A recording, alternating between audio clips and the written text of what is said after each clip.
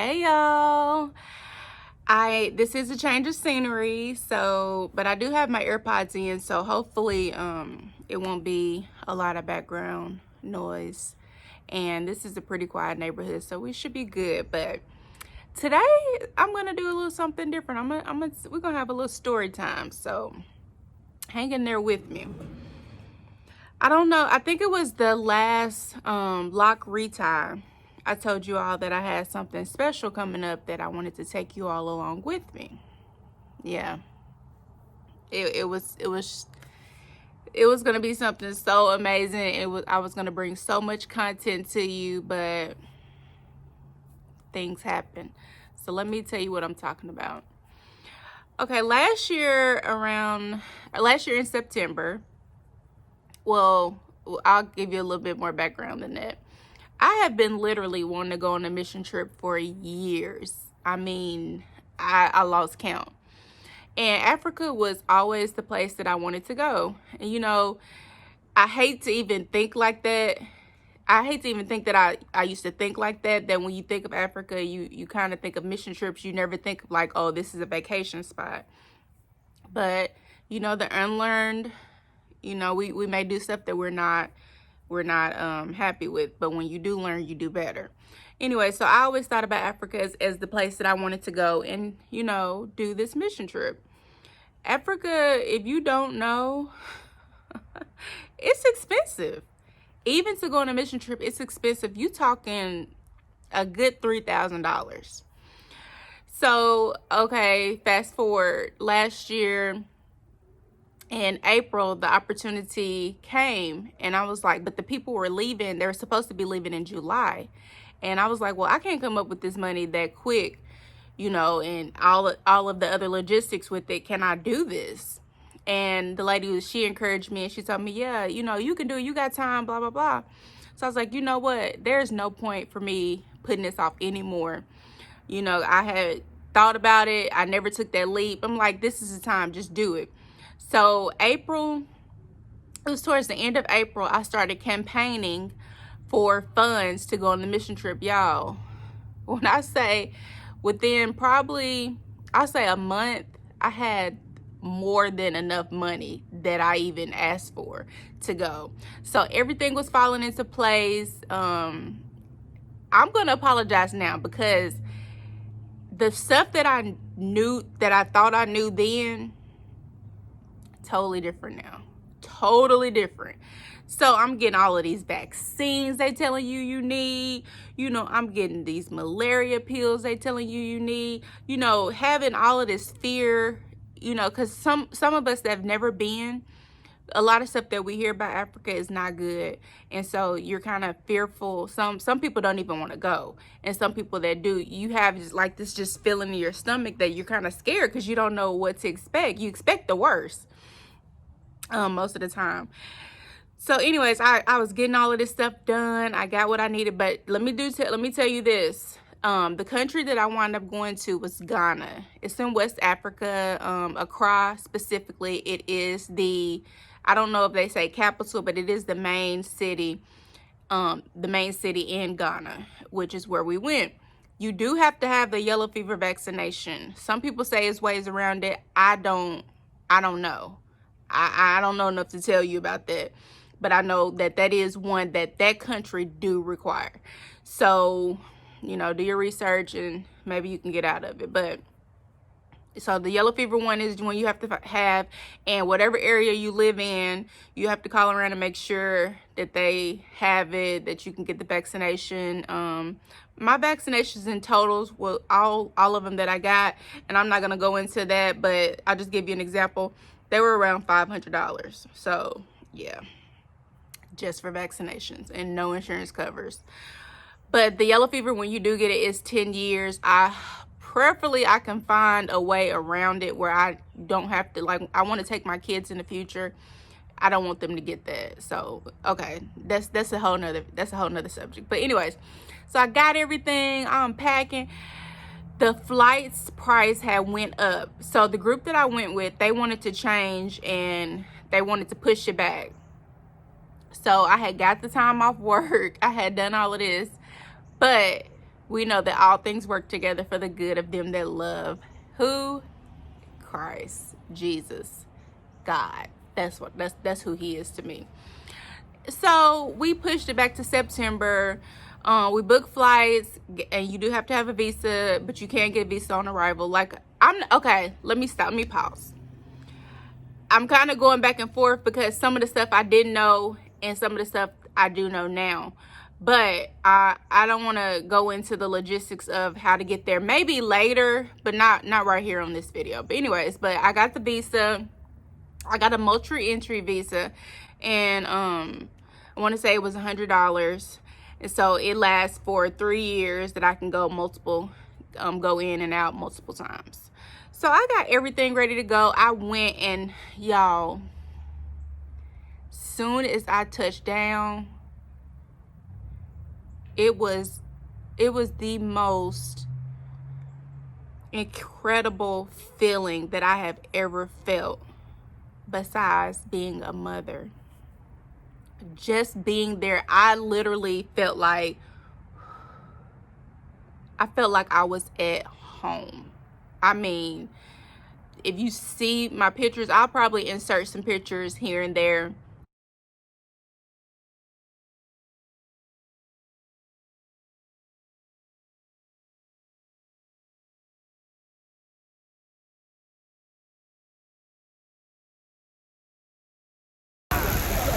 We are at another market, and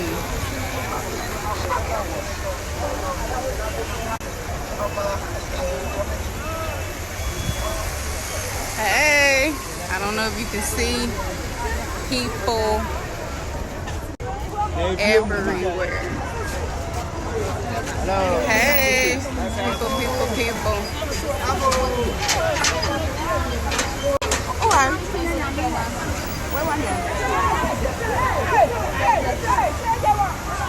Where not yet?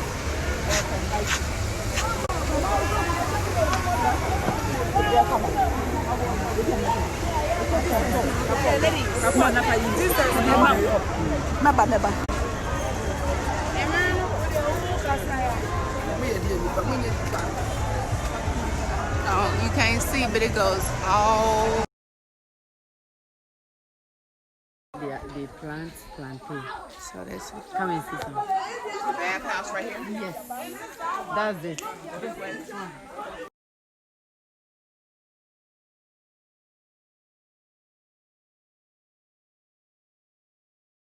I was glowing. I felt so at ease.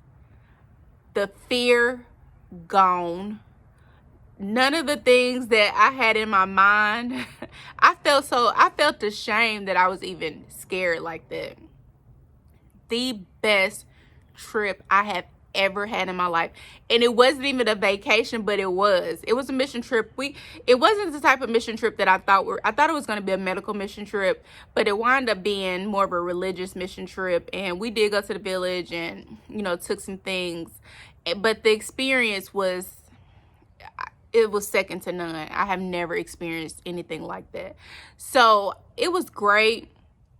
And we did have a little leisure time. We went to Cape Coast Castle, which, if you don't know, though, that is one of the castles that the Europeans held our people captive, and that is, I'm getting chills even thinking about it. If you ever go to West Africa, you got to go to Ghana and got to go to Cape Coast, and at least go to Cape Coast or Elmina Castle. Some people don't want to experience that, but it was horrific to see and hear what they did to our ancestors in those dungeons. So we had a little leisure time, but that experience was life-changing for me. Literally life-changing. So I came back, and ever since I came back, y'all, that wasn't enough. I think we went for like 9 days. It wasn't enough. I wasn't ready to come home. I'm talking about no sickness. I didn't eat a whole lot, and you do have to be careful. I'm not undermining that. You do have to be careful what you eat, and you cannot drink the water and things of that nature. They were very careful about what we eat. I didn't eat what we ate. I didn't eat a lot. I took some plant-based proteins. I took little snacks and stuff like that. So I lost weight. I lost about 10 pounds, which is always good, you know. But I lost weight. But you eating the street food and stuff, I think if you live there, eventually you do want to go ahead and get your body acclimated, because we're not used to eating like that. But even the people that live there, that food can mess you up. So you do have to be careful. I'm not saying that, but I felt my skin was glowing. I felt so amazing. Just felt like I was just sitting up on a cloud. So I got back here, and it was harder than I thought. Even being that I wasn't even gone that long, it was harder than I thought adjusting being back here, because I saw such greatness there. So that goes to where we are today. I have been yearning to get back to Africa, but Ghana specifically, as right now, this whole year. I had planned to go in April, and then we all know the pandemic happened, and so that squashed that. And so Ghana closed their borders. I want to say in March, Ghana closed their borders, and Ghana didn't open, their president didn't open their borders back until September the 1st. He was not playing. So they're very strict, but they did open the borders, and in order to go there, you have to take a COVID test within 72 hours of you leaving whatever country that you're from, and it has to be a PCR test, not the rapid test that some people can get within, 30 minutes. So you have to take that, and then when you get to the airport, you have to take another COVID test that they will have the results within 30 minutes, and that test is $150 US. But with all that being said, I still wanted to go. I was like, I don't care what I have to pay. I don't care what I have to do. I'm ready to get back to, I'm physically, my body is yearning to be back on the continent, to be in the motherland. So I'm out. I booked my flight in July, not even knowing when he was going to open the borders. I booked my flight in July. Just was like, look, I booked it for October, and I was like, he got to open it by then, because people asking him, Mr. President, open the borders. So I had booked my flight and was just waiting around.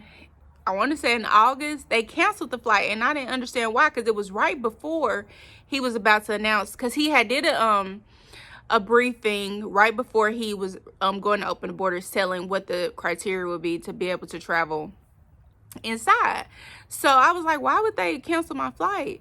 So I think they just kind of canceled that particular flight. So I waited around a little bit, and I talked to some of my friends. I talked to a friend there, and was like, what do you think? Because let me tell you, whoever you meet there, they're going to be lifelong. These people are so precious. They will be like people that you have in your life forever.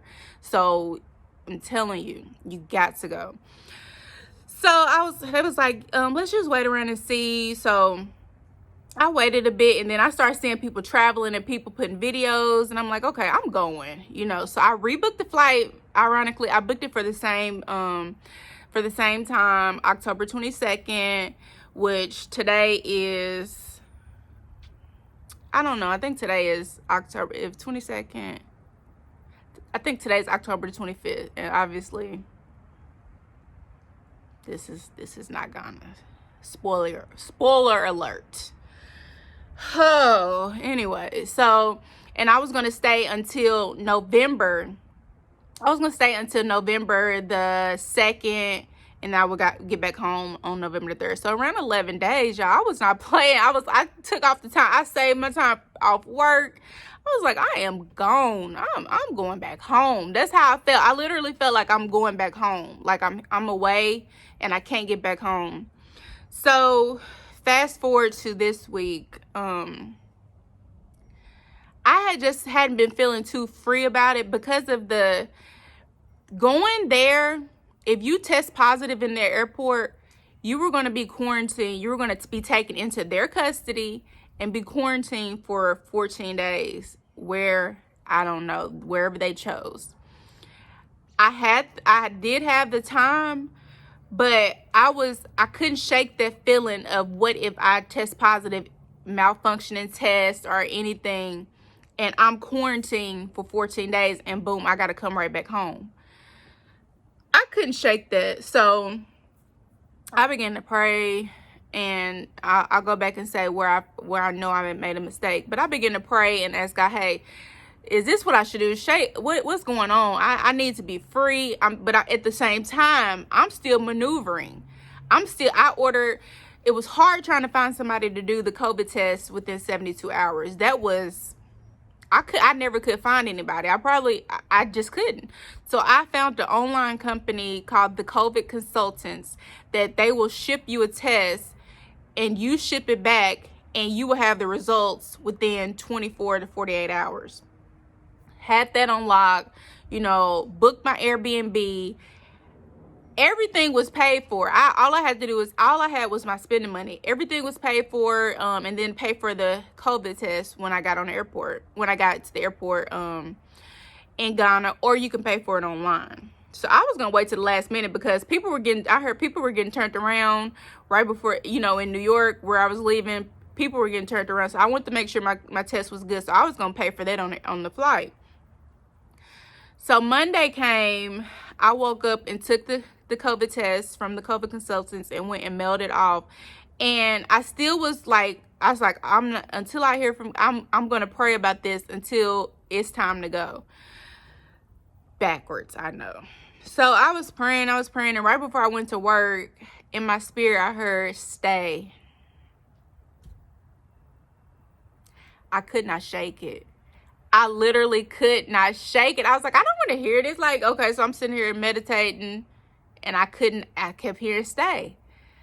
I got up and I was showering and I was boo-hooing because I knew I had asked for this answer and I got it. Now what you gonna do? Y'all, when I say I literally had my 2 big suitcases packed, book bag packed, everything ready to go. All I had to do was literally put my toothbrush and toothpaste in the bag. I was prepared. Airport outfit ready, everything ready to go, because I was gonna work up until this time. I worked, and when I got off, I was gonna get ready and go straight to the airport. So I was ready to go. Y'all, he said stay. So you know what I did? I stayed. And I wanted to make this video to share that. And I was like, well, why, Lord? All of these people are going, why? I just need a break. I need a vacation. I literally haven't not taken a vacation this whole year from work. I took off a couple of days for my birthday. I haven't been on a plane this year. I haven't. I've been trying to really sit still, and so I won't, affect my family. I already work in the medical field, and just trying to do right. It's been hard because I am a wanderlust. I love to travel. But I was just like, Lord, why? And I wanted to encourage you today that sometimes we may not know. And I could have saved myself. That's why I said I did things backwards. I could have saved myself a lot of heartache if I would have did what his word says and acknowledge him in all of your ways, and he will direct your path. This is something that I'm still learning. This is something I'm definitely still learning. Before you make the plan, it might be best to ask God first and hear from him, so you won't have to go through these type of heartaches. If I would have asked him before, I wouldn't have been sick thinking, hey, I would be in Ghana right now, because I would have already knew he would have told me to wait. And just him telling me to wait, I don't know what he protected me from, what I may would have ran into. But obedience is better than sacrifice. And I know that God always will have my best interest at heart. So although I didn't get to take you all along with me, if the Lord says the same, I will be able to take you to Ghana with me and shoot all of that content that I was thinking, or anywhere in the motherland. Delay does not always mean denied, but the thing about it, you got to have a relationship with God and know that, hey, if I ask him, he tell me, I need to listen because it's working for my good. I know a lot of people that are, they call this conscious, B1, African-centered. A lot of them don't believe in God, but I will not hide what I believe. And I'm not B1. I'm very African. I don't even want to say African centered, but I'm aware, and I love my African continent and everything about it. Everything. But I will not hide what I believe. I believe in God fully. I'm full of his Holy Ghost. And I will never let anyone silence me. And I wanted to share, this is something that I wanted to share with you all, to let you all know, just to be encouraged. Things may be looking a little fuzzy right now, but God knew this was going to happen. He knew this day was going to come, and he knows the future. So stay encouraged. I do have some more content that I'll be having coming towards you all. And yes, I'm still locked, but y'all, these locks are going through right now. Whew, they are really going through. But I do have my lock retie coming up this week. So I will have that video coming towards you, and I'll explain more about what I've been dealing with the locks on that video. So thank you all for tuning in for story time. And make sure you have hit the subscribe button, like, share, and comments. All right, bye y'all.